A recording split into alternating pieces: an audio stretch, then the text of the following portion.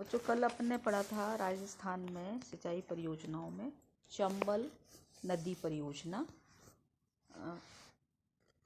आज पढ़ेंगे अपन इंदिरा गांधी नहर परियोजना। शायद आप लोगों ने नाम सुना होगा इस परियोजना का। तो इंदिरा गांधी नहर परियोजना राजस्थान की बृहत्तम परियोजना है और ये राजस्थान भारत ही नहीं अपितु विश्व की बृहत्तम सिंचाई परियोजनाओं में से एक है, जिसने हमारा जो पश्चिमी राजस्थान है, मरुस्थलीय राजस्थान है, उसको समृद्ध बनाने के लिए मानव द्वारा किया जाना वाला एक अभूतपूर्व प्रयास है, जिसके द्वारा हिमालय के जल को मरुस्थल में प्रवाहित करने की ये महत्वपूर्ण योजना है, जिसने कि मूर्त रूप लिया है और जिसने राजस्थान में हरित क्रांति को जन्म दिया है। इसकी जो विशेषता है कि इस नहर का उद्गम कहाँ से हुआ है और इस नहर की योजना में विशेष योगदान किसका रहा है। तो अगर हम इस योजना के बारे में बात करते हैं तो ये योजना 1948 में कमर सेन द्वारा सर्वप्रथम इसकी परिकल्पना की गई। इस योजना की जो कि उस समय राजस्थान के राज्य में बीकानेर राज्य के सचिव और मुख्य अभियंता थे ये कमर सेन। उन्होंने ये योजना बनाई जो पंजाब में ब्यास और सतलज नदी के संगम पर स्थित हरिके बैराज से इस योजना का सूत्रपात हुआ।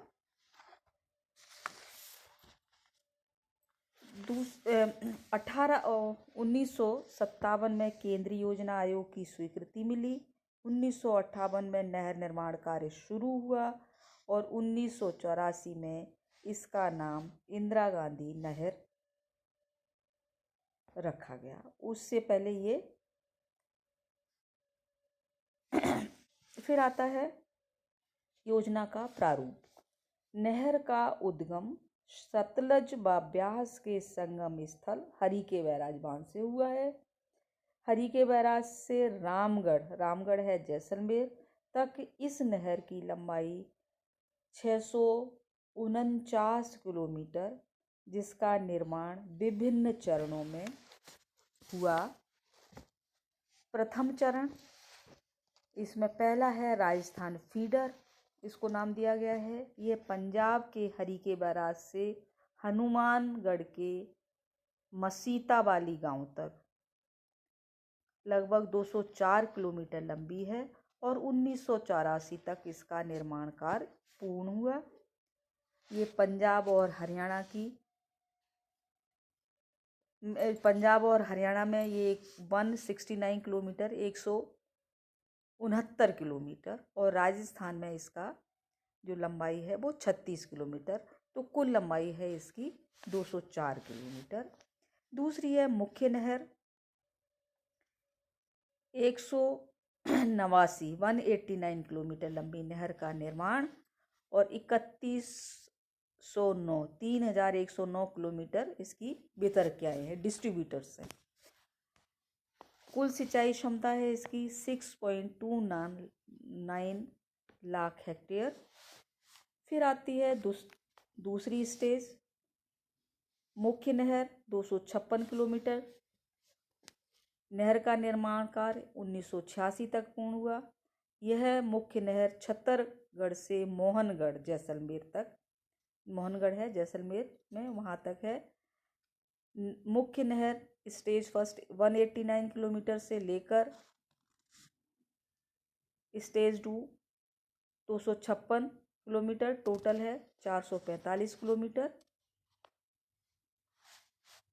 कुछ इस पर नहरें बनी हुई हैं, लिफ्ट नहरें। पहली है साहिबा लिफ्ट नहर 109 किलोमीटर, गजनेर लिफ्ट नहर 32 किलोमीटर, कोलायत लिफ्ट नहर 31 किलोमीटर, फलौदी लिफ्ट नहर 32 किलोमीटर, लून करनसर लिफ्ट नहर 57 किलोमीटर और पोखरण लिफ्ट नहर 26 किलोमीटर और लास्ट है बागड़सर लिफ्ट नहर। सिंचाई क्षमता है इसकी 9.5 लाख हेक्टेयर। तो ये थी। अब आता है कि राजस्थान नहर का, अगर हम इंदिरा गांधी नहर का मूल्यांकन करें तो पहला है सिंचाई सुविधा में विस्तार।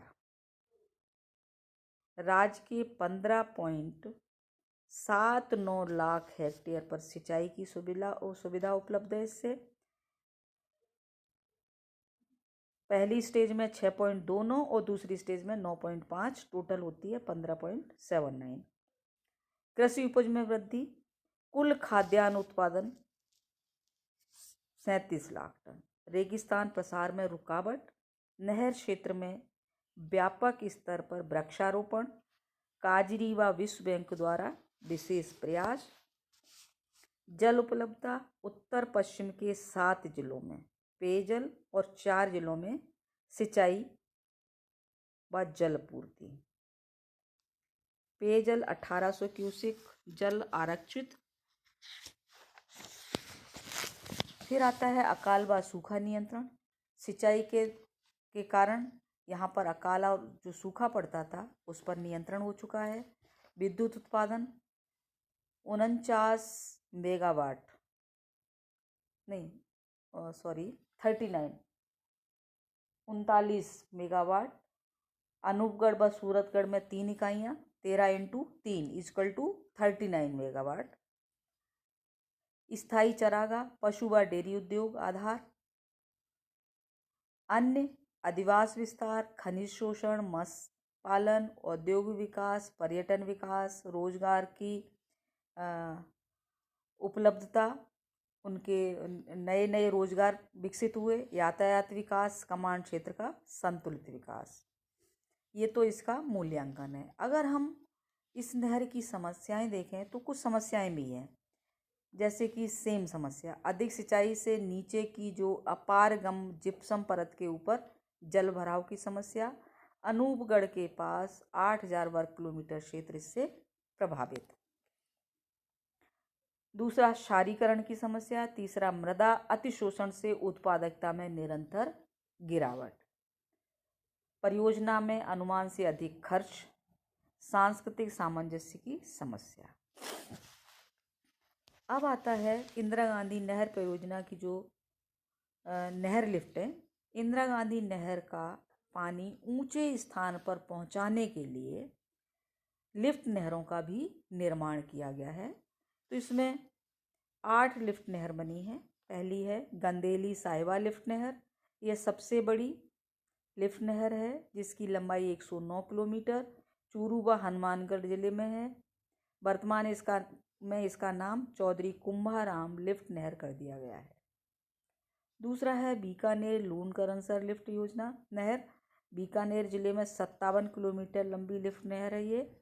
वर्तमान में इसका नाम कंवर सेन लिफ्ट नहर कर दिया गया है। तीसरी है कोलाइट लिफ्ट नहर 31 किलोमीटर बीकानेर में है ये। वर्तमान में इसका नाम करणी सिंह लिफ्ट नहर है।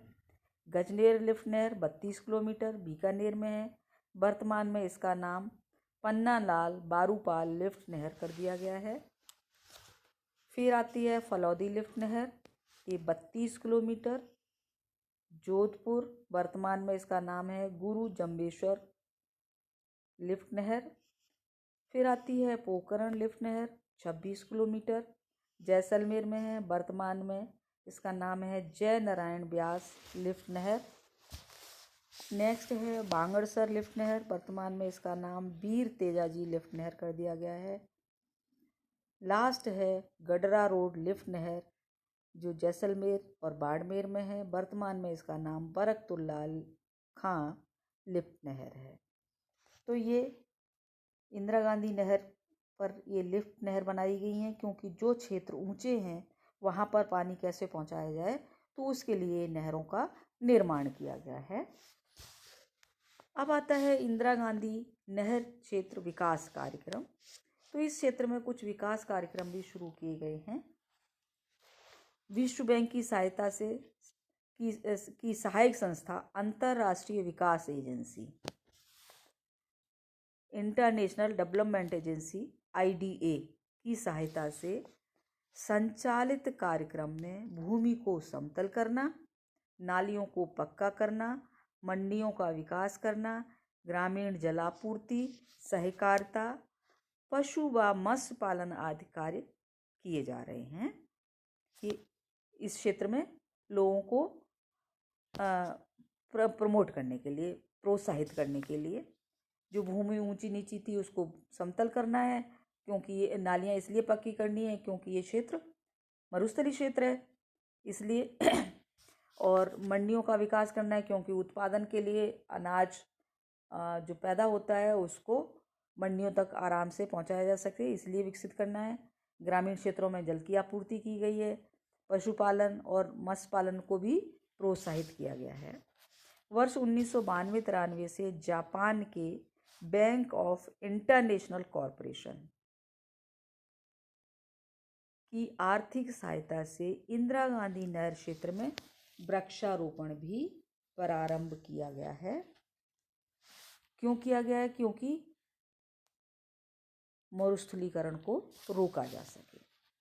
इंदिरा गांधी नहर परियोजना क्षेत्र में विश्व में पहली बार वन सेना, फॉरेस्ट आर्मी भी गठित की गई है, जो पूर्ण समर्पण के साथ वृक्षारोपण का कार्य कर रही है। ये थी इंदिरा गांधी नहर परियोजना।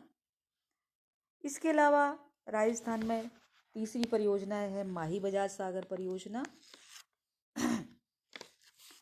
माही बजाज सागर परियोजना राजस्थान और गुजरात के 45% राजस्थान और 55% गुजरात की संयुक्त परियोजना है, जिसका प्रारूप दोनों राज्यों के मध्य 1966 में माही नदी जल आयोग के एक समझौते के तहत किया गया था।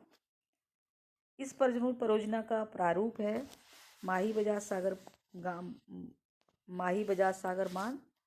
प्रथम इकाई में माही नदी पर बांसवाड़ा जिले में बोरखेड़ा गांव के पास 3109 मीटर लंबा एक बांध बनाया गया है इस माही नदी पर। दूसरा है कागदी पिकअप बियर से नहरें। दाई नहर 71.72 किलोमीटर और बाई नहर है 36.12 किलोमीटर। तीसरा है इस पर विद्युत संयंत्र स्थापना। प्रथम शक्ति गृह बना 1986 में, जिसकी जो क्षमता है वो 50 मेगावाट, 25 × 2 = 50 मेगावाट। द्वितीय शक्ति गृह बनाया गया था 1989 में, जिसकी क्षमता है 45 × 2 = 90 मेगावाट, 90 मेगावाट। तो दोनों परियोजना जो विद्युत संयंत्र है उनसे कुल 140 मेगावाट विद्युत तैयार की जाती है। फिर आती हैं इसकी उपलब्धियाँ। पहली उपलब्धि है सिंचाई और दूसरी है विद्युत और तीसरी है आदिवासी क्षेत्र का विकास। तो सिंचाई, पहली जो सिंचाई उपलब्धि है सिंचाई, इसमें कुल सिंचित क्षेत्र 80,000 हेक्टेयर के करीब है। मई 2002 तक 60 हेक्टेयर क्षेत्र सिंचाई के अंतर्गत विकसित किया जा चुका है। बांसवाड़ा जिले के 30,000 हेक्टेयर पर सिंचाई सुविधा उपलब्ध है। विद्युत क्षमता 140 मेगावाट है, जिससे विद्युत आपूर्ति होती है। तीसरा है कि आदिवासी क्षेत्र में सिंचाई व विद्युत आपूर्ति से कृषिगत एवं औद्योगिक विकास भी संभव हुआ है। तो ये माही बजाज को मैंने आपको शॉर्ट में थोड़ा सा बताया है। इसके अलावा राजस्थान में छोटी बड़ी और भी छोटी छोटी बहुत सारी योजनाएं हैं जिनके माध्यम से राजस्थान में सिंचाई की जाती है। जैसे कि भाखड़ा नागल परियोजना है, ब्यास परियोजना है, बीसलपुर परियोजना है, नर्मदा नहर परियोजना है। तो ये कुछ और परियोजनाएं हैं। राबी जल जो जिनके माध्यम से जाखम सिंचाई परियोजना है, सिद्धमुख परियोजना। तो ये कुछ और परियोजनाएं हैं जिनके माध्यम से राजस्थान में सिंचाई की जाती है। तो ये बच्चों आपकी परियोजनाएं हैं जिनको आपको पढ़ना है और इनको तैयार करना है। मैं आपको हर हफ्ते प्रश्न भी डालती हूँ। क्या आप लोग उन प्रश्नों को हल करते हैं? कभी कोई बच्चा, आज तक किसी बच्चे ने भी हमें कोई भी प्रश्न हल करके नहीं बताया है।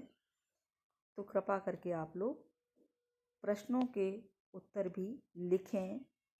बुक्स आप खरीद लें। अगर PDF डाल रही हूँ उससे समझ में नहीं आ रहा है तो आप अपनी अपनी किसी भी राइटर की, बहुत सारे राइटर हैं इसमें, भल्ला है, LR भल्ला है, स्नेह साहिवाल है, शर्मा एंड शर्मा है, कोई भी राइटर की बुक खरीद के आप अपना नोट्स बना सकते हैं।